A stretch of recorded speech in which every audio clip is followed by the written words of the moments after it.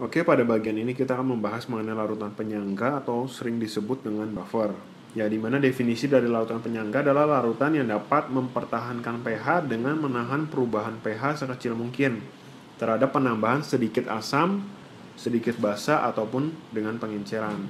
Ya, hal ini disebabkan larutan penyangga ini mengandung zat terlarut yang bersifat menyangga atau kita sering sebut komponen penyangga ya, yang terdiri atas komponen asam dan basa yang merupakan pasangan konjugasi. Komponen asam ini akan menahan kenaikan pH dan komponen basa menahan penurunan pH. Ya. Nah, karena kita memakai konsep asam dan basa konjugasi, di sini saya ulang sedikit mengenai konsep asam dan basa konjugasi yang digagas oleh Brownstedt-Lowry ya. Di mana asam definisinya adalah zat yang menghasilkan H+ dan dia akan menghasilkan basa konjugasi. Dan untuk basa adalah zat yang menerima H+ dari asam. Hasilnya adalah asam konjugasi. Di sini ada contohnya CH3COH dengan H2O menghasilkan CH3COO- dengan H3O+. Jadi kita bandingkan komponen yang mirip. Di sini adalah CH3COH dengan CH3COO-. Ya, di sini ada CH3COH melepas H+, hasilnya adalah basa konjugasinya ya. Sehingga dia berfungsi sebagai atau berperan sebagai asam. Hasilnya ini adalah basa konjugasi. H2O dengan H3O+, H3O+ di sini sudah menerima H+ dari CH3COH, sehingga dia adalah asam konjugasi dari H2O yang merupakan basa ya. Larutan penyangga ada dua ya, buffer asam dan buffer basa. Di mana buffer asam ini adalah campuran asam lemah dengan basa konjugasinya atau asam lemah dengan garamnya, dan buffer basa adalah campuran basa lemah dengan asam konjugasinya. Kita akan bahas satu persatu. Yang pertama adalah buffer asam ya. Buffer asam ini adalah campuran asam lemah dengan basa konjugasinya atau asam lemah dengan garamnya ya.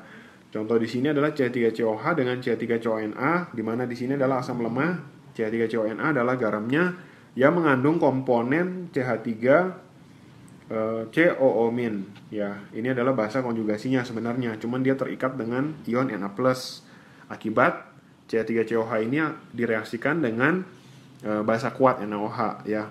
Yang kedua contohnya H2CO3 dengan NaHCO3, yang ketiga H2PO4- dengan HPO4 ya. Dua contoh terakhir ini adalah buffer alami di dalam darah ya. Dia ada di dalam darah kita, berperan untuk menjaga pH darah kita tetap stabil. Nah, jadi kita dapat simpulkan bahwa untuk membuat buffer asam itu bisa dengan dua cara. Yang pertama kita langsung campurkan antara asam lemah dengan garamnya ya. Tapi terkadang garamnya ini, contoh di sini CH3CONA dengan CH3COH. Kadang CH3CONA ini tidak tersedia. Jadi kita harus reaksikan antara CH3COH ya, asam lemah dengan basa kuat ya.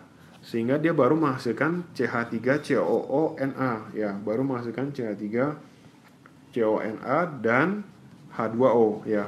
Tapi supaya menjadi buffer asam, syaratnya adalah NaOH-nya di sini basa kuatnya harus habis bereaksi. Jadi dengan kata lain, molnya NaOH di sini harus lebih kecil dibandingkan molnya asam lemah. Sehingga terbentuklah buffer antara CH3COH dengan CH3CONA ya. Nanti untuk lebih jelasnya akan kita bahas di contoh soal. Untuk menghitung buffer asam dapat dihitung pH-nya dengan rumus H+ adalah Ka dikali molaritas asam lemah dibagi basa konjugasi. Ya, kurung siku di sini artinya adalah satuannya semua dalam molaritas ya, mol dibagi volume. Di mana Ka adalah tetapan ionisasi dari asam lemah. Perhatikan untuk basa konjugasi yang lebih besar daripada 1, contohnya adalah BaCH3COO 2 kali ya, dengan CH3COH ya. Dengan CH3COH ini merupakan buffer asam. Tetapi rumus untuk menghitung H+ itu berbeda dengan rumus H+ di atas, karena komponen dari penyangganya di sini CH3COO- ya. CH3COO- dari Ba, CH3COO 2 kalinya ada 2 ion. Jadi dia harus dikali 2. Ya, rumusnya menjadi Ka dikali konsentrasi CH3COH dibagi dengan 2 kali konsentrasi CH3COO- ya. atau 2 kali konsentrasi dari BaCH3COO yang awal ya. Karena dia ada 2 ion CH3COO minusnya. Untuk buffer basa ini mirip dengan buffer asam ya, dimana buffer basa adalah campuran antara basa lemah dengan asam konjugasi atau basa lemah dengan garamnya.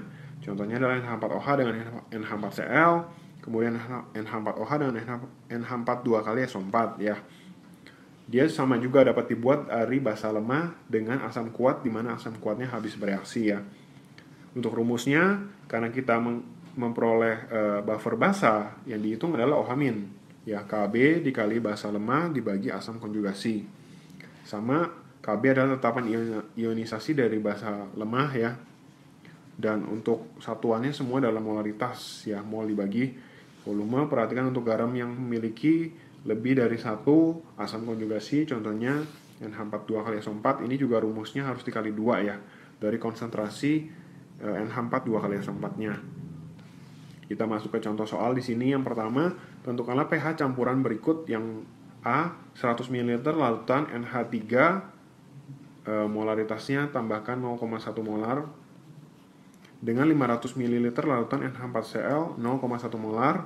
Yang B adalah 50 ml larutan CH3COH 0,1 molar dengan 50 ml larutan NaCH3COO 0,2 molar. Ka-nya dikasih tahu untuk CH3COH 10 min 5 dan Kb NH3 adalah 2 kali 10 pangkat minus 5. Ya, di sini dapat kita hitung pH yang pertama dulu ya. Yang A dapat dihitung pH-nya dari rumus buffer basa. Karena larutan NH3 di sini adalah NH4OH ya.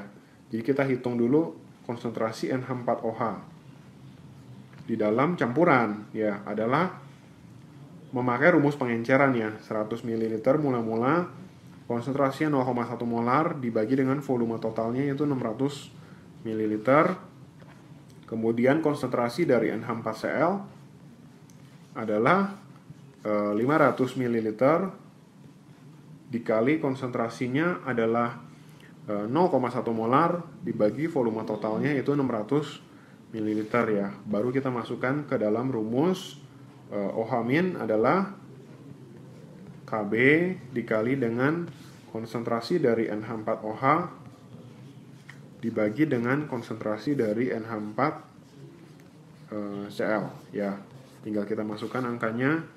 Kb-nya dikasih tahu 2 kali 10 pangkat minus 5. Konsentrasi dari NH4OH dalam campuran ya adalah 100 dikali 0,1 dibagi dengan 600, kemudian dibagi dengan konsentrasi dari NH4Cl adalah 500 dikali 0,1 dibagi juga dengan 600. Nah, di sini perhatikan volume totalnya sama ya, jadi dapat kita langsung hilangkan ya. Nah, hasil dari perhitungan ini adalah OH-nya sebesar, ini juga 0,1-nya dapat kita coret ya, karena sama. Ini juga 0-nya dapat kita coret. Hasil perhitungan ini adalah 4 dikali 10 pangkat minus 6 ya. Jadi OH- yang dihasilkan adalah 4 kali 10 pangkat minus 6. Satuannya adalah molar. Yang kita mau cari adalah pH, sehingga kita hitung dulu pOH-nya ya. pOH-nya di sini dapat langsung dihitung, adalah min log dari OH minus yaitu 6 min log 4. Ya. Sehingga dapat kita peroleh pH-nya adalah sebesar 14 dikurang pOH-nya ya, yaitu 8 ditambah log 4 ya. Perhatikan di sini untuk rumus dari rumus untuk menghitung buffer basa, OH- adalah Kb dikali molaritas basa lemah dibagi molaritas dari garam. Ini sebenarnya dapat kita sederhanakan ya. Dapat kita sederhanakan menjadi Kb kita kali dengan mol dari basa lemah ya. Mol dari basa lemahnya ya. Mol dari basa lemahnya dibagi dengan mol dari garam ya. Jadi tidak perlu kita hitung lagi konsentrasi dalam campuran ya, karena konsentrasi totalnya ini volumenya sama. Jadi yang kita hitung sebenarnya adalah komponen dari mol basa lemah dibagi dengan mol garamnya dikali dengan Kb saja. Untuk asam lemah juga sama, nanti tinggal mol asam lemah dibagi mol garam dikali dengan Ka. Ya, kita akan pakai untuk soal yang kedua, 50 ml CH3COO- CH3COH 0,1 molar dengan 50 ml NaCH3COO 0,2 molar ya. Di sini dapat kita bedakan CH3COH adalah asam lemah, NaCH3COO ini adalah garam ya. Jadi langsung dapat kita hitung pH-nya. Yaitu H+ adalah Ka 10⁻⁻5 dikali mol asam lemah ya. Langsung kita kali dengan mol dari asam lemah saja. Mol dari asam lemah dibagi dengan mol garam ya. Garam di sini adalah berupa NaCH3COO ya. Yaitu 10⁻⁻5. Molnya sebenarnya harus dijadikan liter dulu untuk volume CH3COH dan NaCH3COO, cuman karena masing-masing dijadikan liter, dalam mililiter pun tidak masalah, asal sama-sama dalam mililiter.